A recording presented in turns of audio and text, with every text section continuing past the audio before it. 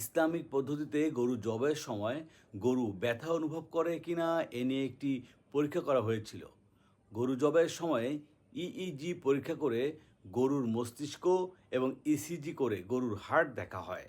পরীক্ষায় দেখা যায় জবাইয়ের প্রথম 3 সেকেন্ডে ইইজি গ্রাফে কোনো পরিবর্তন দেখা যায় না, অর্থাৎ গরু কোনো ব্যথা পায় না।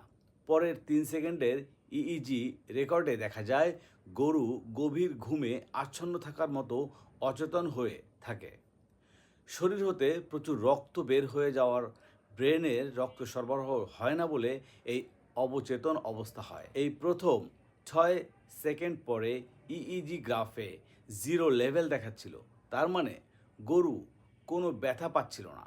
গরুর যে খিঁচুনি আমরা দেখি সেটা স্পাইনাল কর্ডের একটি রিফ্লেক্স রিয়াকশন, এটা মোটেও ব্যথার জন্য না। এই পরীক্ষাটি করেন জার্মানির হ্যানোভার বিশ্ববিদ্যালয়ের প্রফেসর শুলজ এবং ডক্টর হাজিম। সুবহানাল্লাহ।